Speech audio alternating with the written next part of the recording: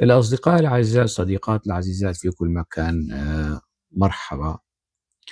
السوريون مشغولون جدا بالبحث عن الهوية البصرية لسوريا الجديدة. طبعا لكل تصوره.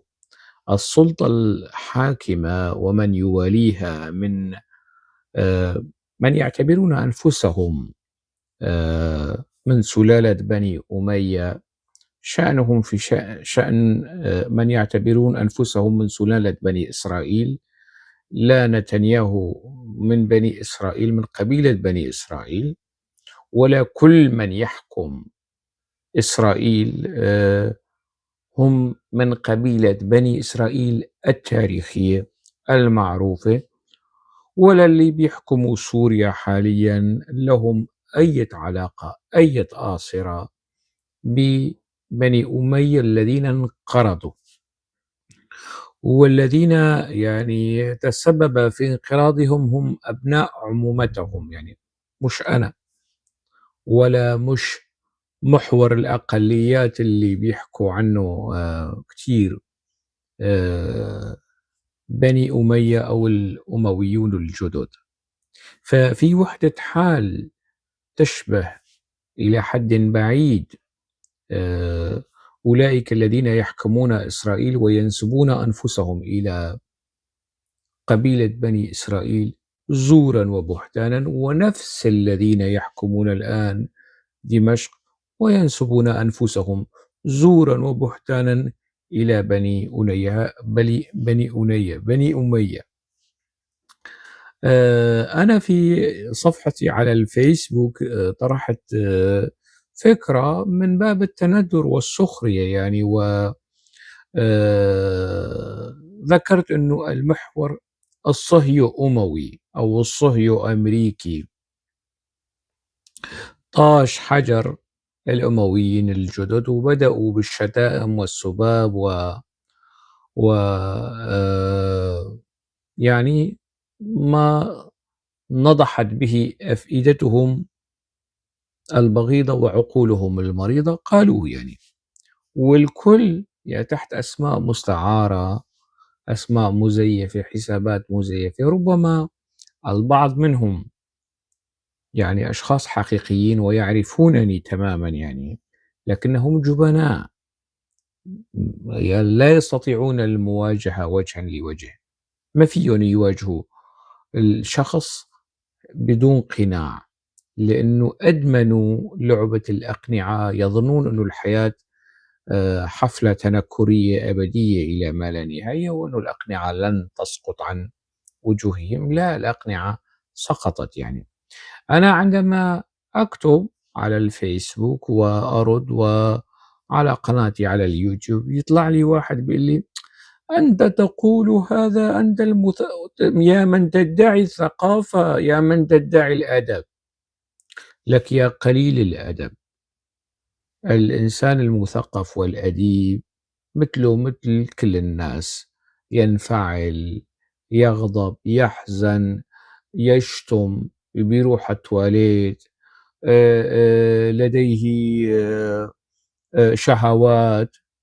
مش كائن نوراني نازل من السماء لحتى تجي أنت وتعطيني دروس، ولا عتب على العامة. أنت تقول هذا، أنت المثقف. ماذا أقول؟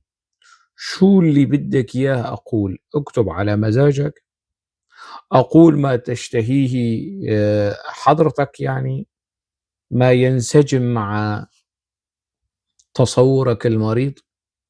البعض توهموا يعني أنه أنا عندما أنتقد حزب العمال الكردستاني، أو عندما أنتقد قسد، فأنا بعت نفسي إلى بني أمية وإلى السلفيين وإلى الجهاديين وإلى أهل السنة والجماعة والتنظيمات التكفيرية. لا يا حبيب عيني، لا، مش صحيح هذا الكلام. خلافي مع حزب العمال الكردستاني، وخلافي مع قسد، وانتقاداتي لهاتين الجهتين أبدا لن تبرئ ذمة وساحة جبهة النصرة، لن تبرئ ذمة وساحة الائتلاف السوري المعارض، لن تبرئ ذمة وساحة النظام السوري الفاشي الراحل والنظام السوري ونظام بني أمية الحالي أبدا. الموضوع مش يعني دفاعي عن سوريا وطنية موحدة ديمقراطية تحترم كل المكونات. هذا الدفاع غير قابل للتفاوض، غير قابل للمساومة. كائن من يحكم، يعني كائن من كان يحكم سوريا، إذا كان مظلوم عبدي ولا كان أحمد الشرع ولا كان بشار الأسد. تصوري الوطني الديمقراطي لسوريا يتجاوز هذه الأسماء والتشكيلات والتكوينات. أنا لا أدافع عن قسد بوصفها فقط قسد، أنا أدافع عن حقوق ومطالب منطقة الجزيرة، وهي حقوق ومطالب قديمة قبل نشأة سوريا أو قبل الاستقلال الأول أو الجمهورية الأولى، وذكرت ذلك. لكن أنا لست مسؤولا عن جهل هؤلاء، ويأتون وبيزايدوا وبيشتموا كذا عوي ولاك عوي ولاك. بفوت على صفحته بلاقيه قد ابني يعني. وبيجي واحد بيزايد كذا، اسم مستعار، اسم مزيف، واحيانا يعني برد على، حتى ولو كانت اسماء مزيفه ومستعاره وجبانه، برد عليهم بالسخريه بالشتائم، برد. يعني التواضع في غير أهله يعلم الناس التعامل معك بوضاعة. يعني لا يمكن يعني أعرض عن الجاهلين وتجاوز السفهاء، لا لا لا لا، هذا مش منطقي. أنا حكيم مع الحكماء وحكيم مع السفهاء، وأرد عليهم الصعصاعين، لأنه منطقهم هيك بيفهموا، هيك تعلموا. بيحكوا للناس عوي ولاك وما بعرف شو. لك يا بغل يا تافه، ليش هاي الثورة عندما قامت على نظام الأسد على ماذا قامت؟ يعني على المنظومة القيمية والسفاهة والتفاهة والنذال اللي كان يعلمها نظام الأسد لأزلامه ومريديه والموالين له. هذا الكلام انه حيونة البشر، كتاب حيونة الإنسان اللي ألفه الكاتب المسرحي والروائي العلوي السوري الوطني الله يرحمه مثواه الجنة، يعني ممدوح عدوان. بإمكانكم ترجعوا لهذا الكتاب وكيف يشخص المجتمع في سياق أدبي. يعني هذا الكتاب ورفض مثقف من قامة ممدوح عدوان ومثقف من قامة محمد الماغوط ابن السلمية وعشرات المثقفين اللي وقت ذاك ما كان تصنيف مثقفي الأقليات وحلف الأقليات، سعد الله والنوس وكل المثقفين الكرد والعلويين والسنة أيضا يعني، والمسيحيين اللي كانوا ينتقدوا نظام حافظ الأسد وبشار الأسد وقتها ما كانوا حلف الأقليات. هؤلاء بني أمية أو أولاد هند بنت عتبة، يعني أولاد هند. يجي واحد يقول ماذا فعلت لك هند؟ هند لم تفعل بي شيئا، إنما فعلت بحمزة عم الرسول. ماذا فعل لك معاوية؟ معاوية لم يفعل لي شيئا، إنما قاتل ابن عم الرسول وصهر الرسول، وأبناء معاوية قتلوا أبناء، وحتى معاوية أيضا على زمنه جرى تسميم الحسن، فجزء الحسن قتله معاوية والحسين قتله يزيد بن معاوية. هؤلاء لم يفعلوا لي شيئا أو لم يفعلوا بي شيئا، إنما فعلوا بالمسلمين، فعلوا بالأبرياء، فعلوا بعشرات الألوف، صدروا إلينا هذه الحرب وهذه الطائفية وهذه الفاشية، الاثنين بيتحملوا المسؤولية، مش بس معاوية. أنا انتقدت علي بن أبي طالب وهو غير معصوم عن كما يراه الشيعة والعلويون، وانتقدته روائيا في رواية الأفغاني سماوات قلقة، وتعامله مع ضحايا معركة النهروان. فما يجي حدا يقول لي ويزايد فيما يتعلق يعني الاطلاع على التاريخ الإسلامي، ويعرف يعني يجعلني أطلع على تاريخ هند ومن كانت وماذا صارت قبل وبعد الفتح وأبو سفيان ومعاوية. هذه التفاصيل أنا مطلع عليها يعني، وقارئ جيد للتاريخ والتراث الإسلامي. فعندما أتكلم في مقام يستوجب الخوض في القضايا التاريخية، أعتقد أنني أفي هذا المقام حقه، لكن مش دائما، يعني لكل مقام مقال. واحد بيجي بيشتمني وبرد عليه الشتيمة، واحد بيقول لي بويا، بقول له ايه، انا بويجي، انا بويجي، انا بويجي، وانا فيني حول الكنباية لصندوق بويا وحط امك عليها وحولها لكندرة والمعها، المعها التلميع على كيفك. نعم، انا بامكاني ايضا في هذا المقام ان اقول هذا القول، واقوله لمن يستحق. لا يمكنني أن لا، مقام الرد على الجهلة والسفهاء والتافهين وأولاد الحرام واللقطاء لا يقلل، أنا في تقديري لا يقلل من مقامي فيما يتعلق بالثقافة والأدب وكذا.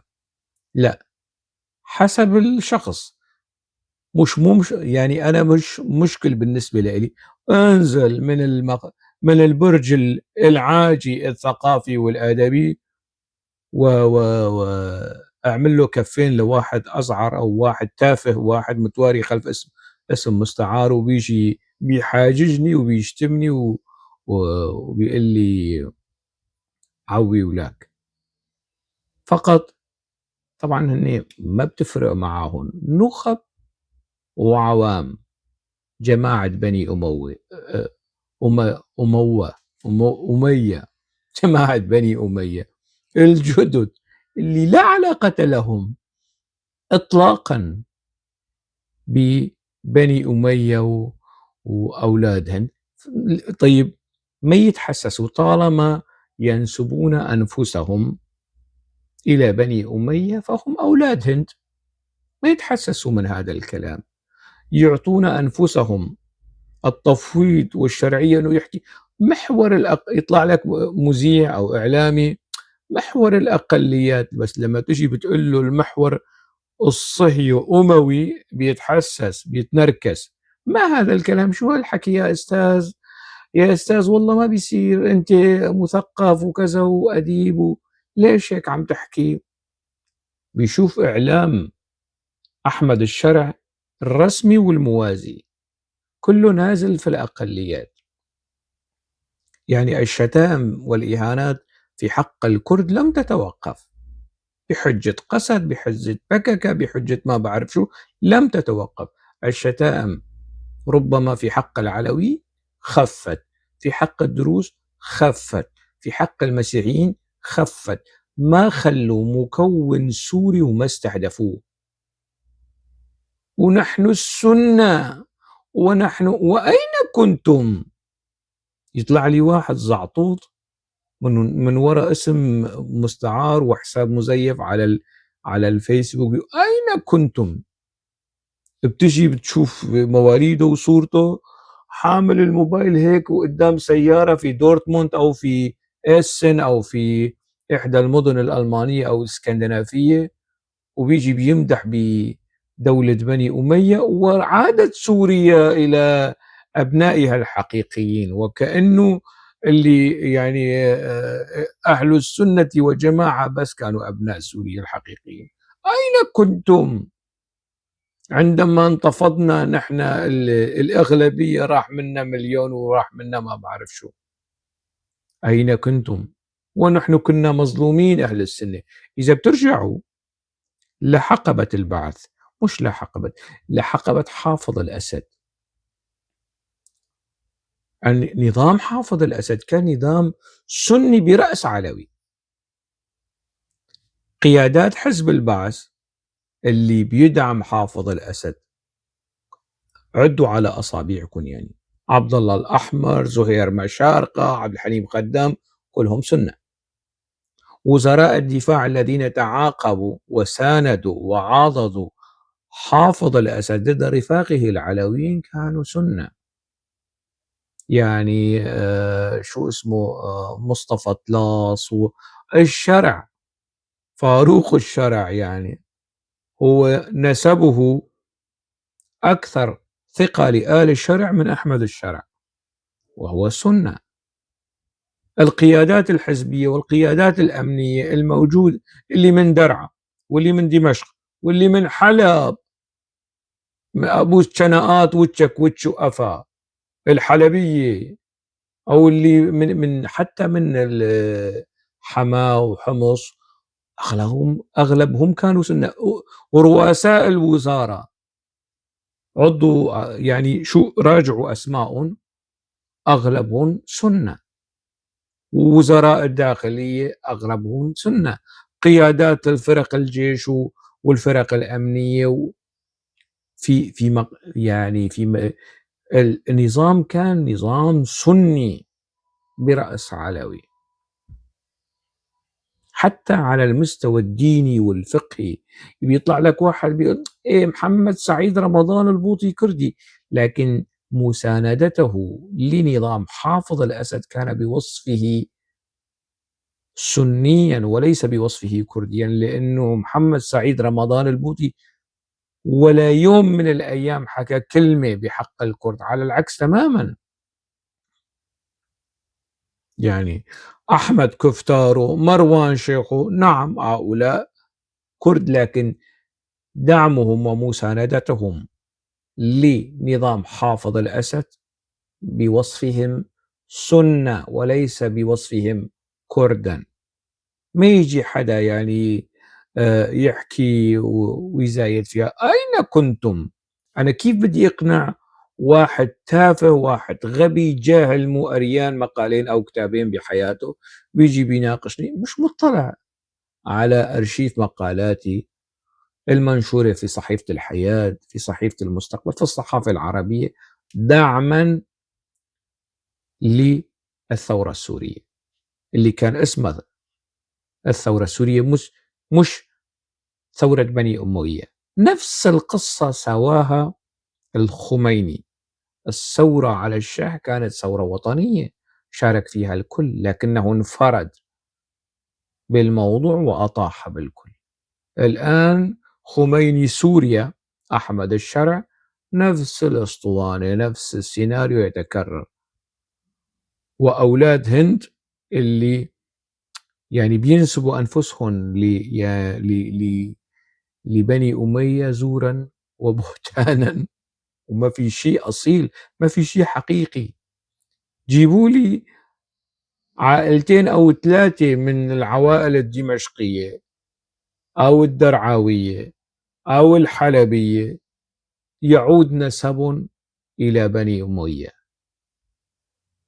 يعني المختصين في الأعراق والأنساب معروفين، يعني بإمكاننا التحري في هذا الخصوص لحتى نقول أنه بني أمية ما انقرضوا. شو فجأة انشقت الأرض وطلعت بني أمية أصلهم ذهب، ما بعرف شو، بنو عباس عليهم شطب. شو هذا؟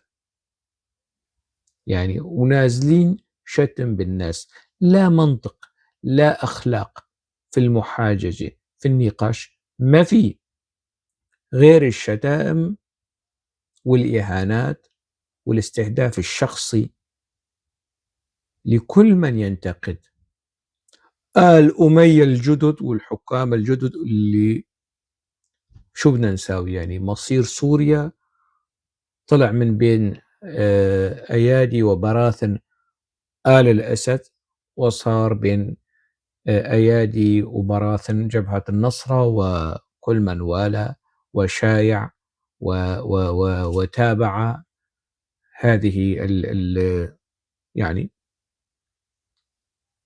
الفئة الحاكمة، ما نقول الزمرة الحاكمة.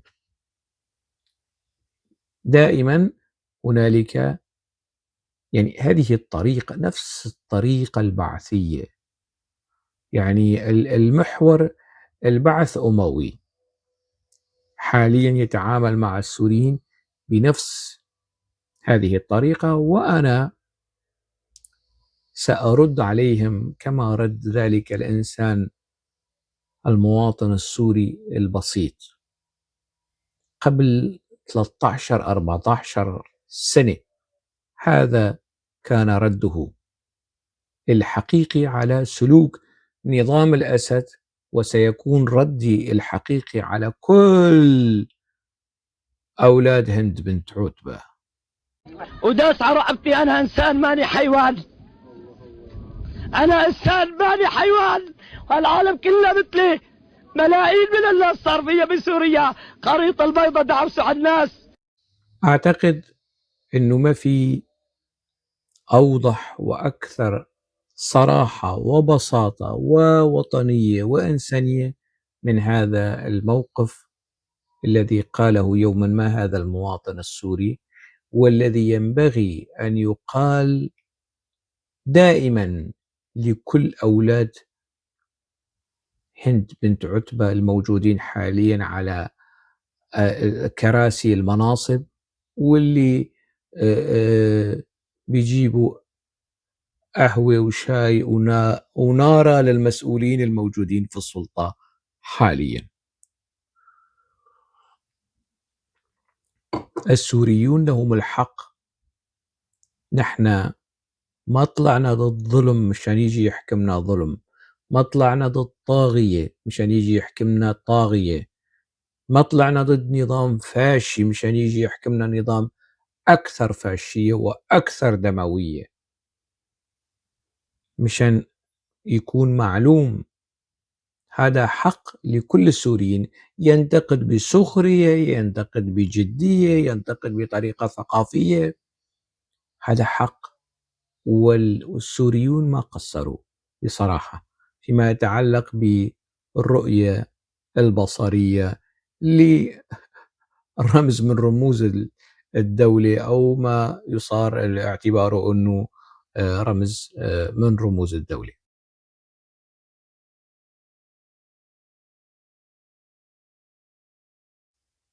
هكذا كانت الرؤية البصرية لأولاد هند بنت عتبة لتصورهم لنسر الجمهورية أو رمز الجمهورية، وهكذا كان رد السوريين واضحا وجليا وساخطا وناقما وساخرا إلى الحدود القصوى ومعروف يعني.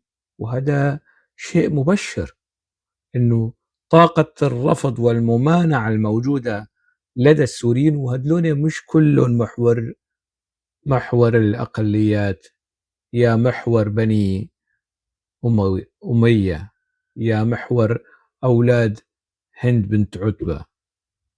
انتوا ليش أنا ما بعرف ليش عم يتحسسوا من هالكلام، إنه هند بنت عتبة يعني عم تخجلوا من أمكم. هي أمكم، أم معاوية أمكم، جدة يزيد بن معاوية أمكم، افتخروا بها إن كان بإمكانكم أن تفتخروا، أو أن يكون هنالك شيء في سيرة هذه السيدة الفاضلة ما يستوجب الافتخار. أحدهم علق طبعا باسم مستعار أنه الرسول عفى عنهم. الرسول عفى عنهم؟ الله لن يعفو عنهم. الرسول عفى عنهم لظرف سياسي، وبيجي بيحكي لك واحد تاني الفتوحات على زمن بني أمية، قال لك يا أهبل يا غبغب، وفي غبي وفي غبغبي، يعني هذا زيادة شوي. هذه الفتوحات ليست لكي يعرف أو تعرف بلاد ما بعد النهر الله والوحدانية وكذا. من يرمي الكعبة بالمنجنيقات هدفه ليس تحرير بلاد فارس والسند والهند. من يعلق عبد الله بن زبير على باب الكعبة مصلوبا لأيام، وتأتي أمه أسماء بنت أبي بكر لتقول أنه أما آن لهذا الفارسي أن يترجل، هذا يستحيل أنه يجي وينشر الدين في البلاد ويجعل الناس يبتعدون عن عبادة الأوثان والأصنام ويعبدوا الله. من قتل الصحابة والتابعين وتابعي التابعين يستحيل أن تفسر امتداده في بلاد الآخرين على أنه فتح ونشر للدين. لا، الموضوع ما كان هيك. الموضوع أنه دولة تتمدد عسكريا وتستولي على بلدان الآخرين، بدها فلوس، بدها مقاتلين، بدها جواري، بدها عبيد. هذا هو الموضوع، ليس نشر دين الله وإخراج الناس من ظلمات الجاهلية والجهالة إلى نور الإسلام. لا، الموضوع بدليل السجل الأسود، بدليل مش بس هيك، بدليل حالة الحقد والكراهية الشديدة لأبناء عمومة بني أمية وهم بني العباس ضد بني أمية عندما استولوا على السلطة. نبشوا قروبهم، أبادوهم، جينوسايد، عملوا لهم جينوسايد، ما خلوا منهم شيء. هذه الكراهية لدى بني العباس من أين أتت؟ أنا لا أقول أنه بنو العباس كمان عملوا ديمقراطية ودولة إسلامية حقة وحقيقية، نفس الطينة، نفس القصة. التاريخ الإسلامي المصدر إلينا والملعوب به هو يعني مضلل في الكثير من التزوير والاختلاق والتحوير. إذا في أحاديث المنسوبة للنبي في هذا الكم المهول من التدليس واللعب والتسييس والقصص، فما بالكم في القصص التاريخية؟ والذي مهد وأسس لهذا التلاعب بالتاريخ هم بنو أمية، هم أولاد هند بنت عتبة التي أكلت كبد حمزة عمرو الرسول في معركة أحد. فما يجي حدا يعني يخجل من، لا، قولوا بفخر نعم أنتم أحفاد زياد بن أبيه ويزيد بن معاوية، ما تخجلوا، وأنتم أحفاد الحجاج بن يوسف الثقفي اللي كان أحد قيادات بني أمية. ما تخجلوا من الفظائع والكوارث اللي يعني تمتد من تلك الحقبة إلى يومنا هذا. من ضمن اشتغالات النظام الحالي، نظام أحمد الشرع، نظام الأمويون الجدد، ودمشق ستبقى لهم إلى يوم القيامة قصيدة صاحب طبق الكرامة، طبق الكنافة. من ضمن هالرؤية وهالتصور العبقري وإزالة التماثيل، وبدأت من حلب. بدأت من حلب، ورمزية حلب في هذا الخصوص مهم. على فكرة، حلب آخر المدن التي انتفضت على نظام الأسد، ولساتنا عايشين يعني. معروف تاريخ وزمن حلب وانتفاضة حلب متى كان يعني. آخر المدن التي انتفضت على حلب على نظام سوري كانت حلب. ويطلع لك واحد حلبي: أنتم وماذا فعلتم وأنتم في الحسكة انتفضنا على النظام الأسد. من الكلام السخيف وهالمزايدات اللي ما لها أساس، يعني لا منطق أخلاقي ولا منطق تاريخي قريب ولا منطق سياسي. يعني محافظات الجزيرة الثلاثة، الدير والرقة والحسكة، قبل حلب يعني بسنة وسنتين، مع بشائر الأولى للانتفاضة على النظام السوري البائد. لكن حلب تأخرت لأسباب معروفة يعني. المهم، يعني أنا أعني معقول المظاهرات كانت في اللاذقية موجودة، ودائرة المظاهرات كانت ضيقة ومحدودة جدا في حلب. المهم، نعود إلى مسألة التماثيل. شوفوا هذا الفيديو، هذا مش تصور مواطن عادي حامل الكاميرا وبيصور، لا، هذا خطاب دولة. خطاب دولة يسار إلى تمريره، مش بس يعني مش بشكل مباشر على الإعلام، لا، في مراكز التوجيه المعنوي السياسي والعسكري. هذا خطاب دولة.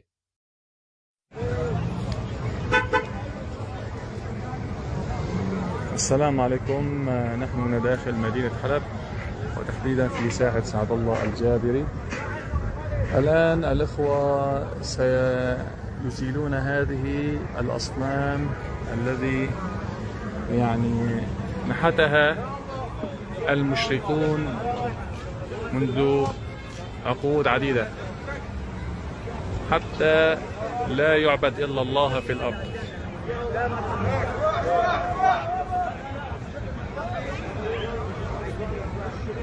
حتى لا تفتن الناس ولا يعبد إلا الله في الأرض.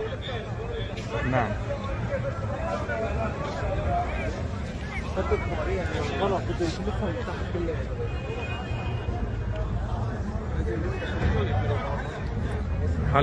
هذا الأهبل اللي حسنا فعل يعني بأنه وثق استهداف التمثال، ووثق كلامه وموقفه من هذا الاستهداف، يظن انه سكان حلب كانوا يطوفون بهذا التمثال.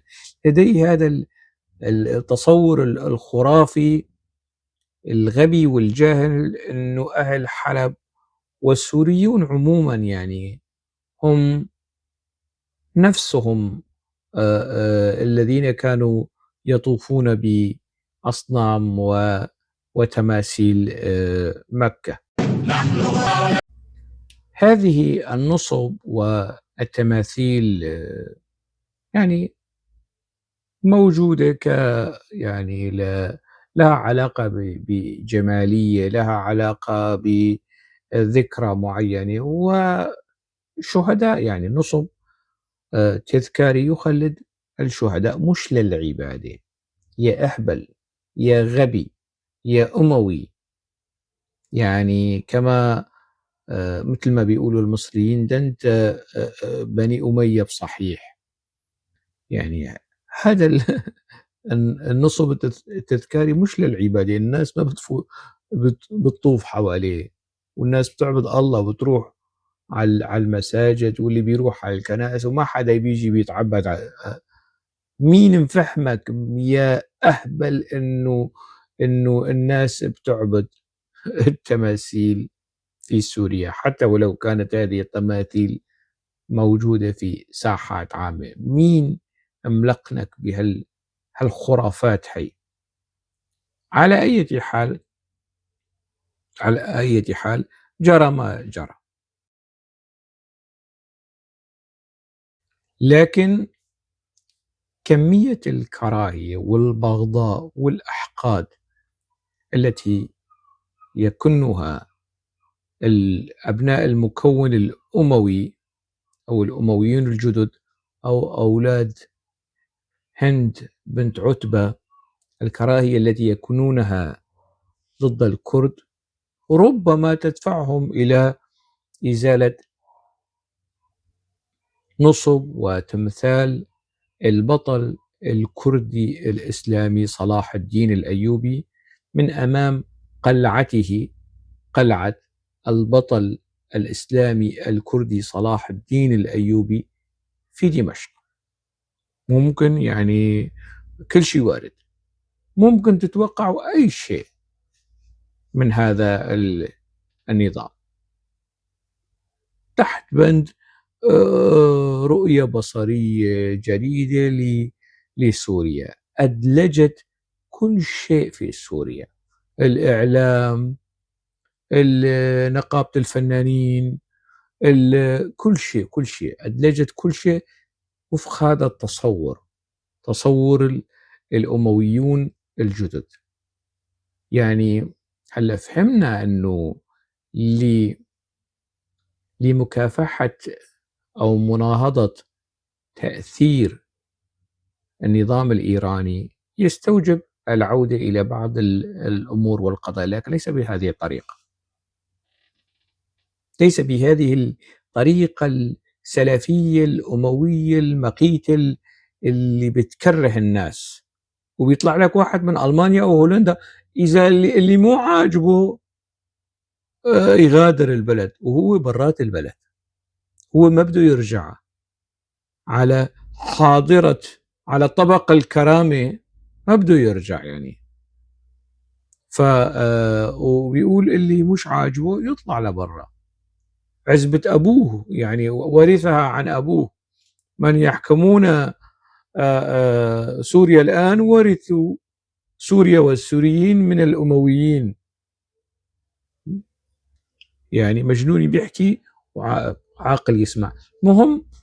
ممكن أن يتم استحداث تمثال صلاح الدين كمان، وتمثال يوسف العظمي، وتماثيل يعني الرموز الدينية، الرموز السياسية، أو حتى التماثيل الفنية اللي لها دلالات، وربما يصار إلى إلغاء كلية الفنون الجميلة كمان.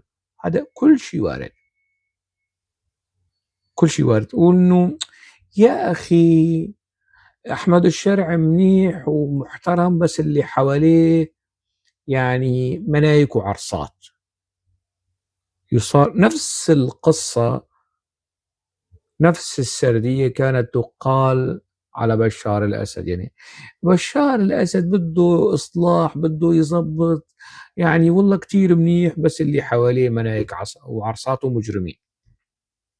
نفس التبرير الوقح اللي هو يعني تبرير أوقح من ذنب، يعني هذا موجود. ويصار يعني استهداف الكرد كما ذكرت، أنه استهداف باقي المكونات خف، لكن جمعوهم إعلاميي ومثقفي النظام الجديد، نظام الأموي، أنه محور الأقليات، محور الأقليات. شو بدي يقول لهيك بني آدمين ما لهم علاقة بالتاريخ، ما لهم علاقة، على قطيعة، على غيبوبة من التاريخ. لك يا غبي يا أهبل، لولا الكرد الأيوبيين لكانت مصر حتى الآن فاطمية، لكانت سوريا حتى الآن فاطمية. أنت يعني جاي لتكون يعني أنا يعني ما بعرف كيف بدي أرد عليه. لكانت سوريا مليئة بالحسينيات واللطميات كل هالقصص لولا صلاح الدين الأيوبي والأيوبيين. من غير مصر وسوريا والحجاز واليمن من الرؤية العقائدية الفاطمية الشيعية الإسماعيلية هم الأيوبيين الكرد.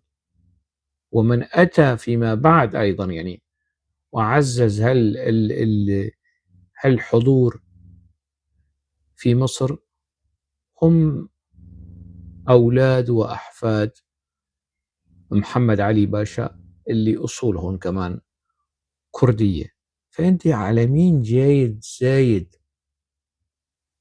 على مين جايد زايد في الوطنية وفي التاريخ حتى في الجانب الإسلامي. البعض من البسطاء والجهلة يقول أنه والله الأكراد الآن، الكرد الآن اكتشفوا صلاح الدين، كانوا بيهاجموه مش كرها في صلاح الدين، كرها في نظامك البعثي اللي كان غيب صلاح الدين، كرها في نظامك البعثي الحاكم في سوريا وفي العراق، وكرها الاستثمار انه الكل استثمر الدين لغايات قومية وعائلية وما إلى ذلك. لكن لم يصار يعني في الحقبة الأيوبية إلى استثمار الدين لغايات قومية يعني شخصية. ما صار هيك شيء عند الأكراد. يعني لو الأكراد كانوا على الزمن الأيوبي، لو كان يعني صلاح الدين الأيوبي لديه ذلك المشروع القومي مثل بني أمية، مثل بني العباس، مثل كل الأنظمة التي تعاقبت على حكم، مثل بني عثمان، كل المماليك، كل هالقصص هي لو كان لدى صلاح الدين الأيوبي، وصحيح كان هنالك أغلب القادة العسكريين هم الكرد، قوات النخبة في جيش صلاح الدين كانوا الكرد، وفي حقبة صلاح الدين انتعشت مصر والشام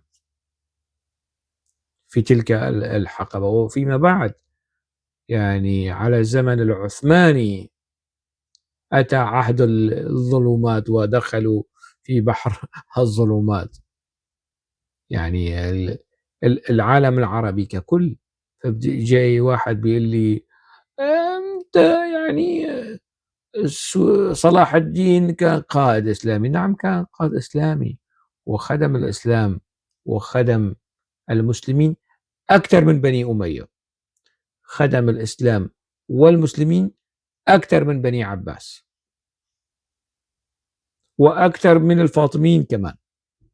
صلاح الدين الأيوبي رغم الحقبة الزمنية القصيرة، لولا صلاح الدين الأيوبي لكان الصليبيين يحكمون هذه المنطقة حتى هذا اليوم.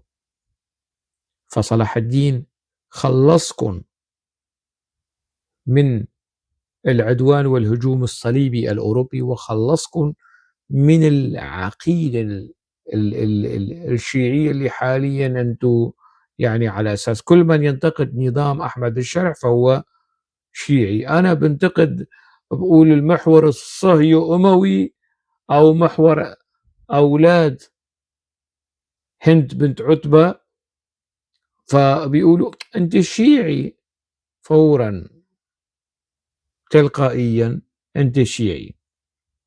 مهم نعود إلى الرؤية البصرية الجديدة لسوريا. كان هنالك كم مهول من الانتقادات الساخرة، وهذا حق لكل السوريين، لكن كان هنالك أيضا يعني مواقف تنم عن الألم والخيبة والحزن حيال ما تشهده البلاد. من تلك المواقف ما نشره المترجم والناشر السوري الدمشقي الأصيل الأستاذ والصديق العزيز فاروق مردنبيك، وقال هذه هوية بصرية لبلد يبحث عن هوية ولا يجدها. يعني مقولة أو تعبير مكثف يعكس مرارة يعني الواقع السوري للأسف الشديد يعني. فلا أعلم متى ستخرج سوريا والسوريين من نفق الأمويين الجدد، من ذهنية وعقيدة أولاد بنت هند بنت عتبة. متى سيخرجون لا أعلم، لكن بكل تأكيد سيخرجون. ما هي حجم الضرائب، حجم الأكلاف، المعاناة، هذا موضوع آخر. مثل ما خرجوا من النفق الأسدي البعثي سيخرجون من النفق الأموي الجديد أو الأمويين الجدد. يعني الخروج لا محالة، لأنه يعني لم تدم لمعاوية ولأولاد معاوية وهم من هم، فهل ستدوم لمن يزعمون أنهم أمويون جدد؟ طبعا لا، هذا حلم ومش مشكل، فليحلموا قليلا. يعني فليحلموا أنه رجعت البلد لأبنائها ولأصولها ولما بعرف شو من هالكلام والعلاك المصدي والتافه. أكتفي بهذا القدر على أمل اللقاء في موضوع آخر.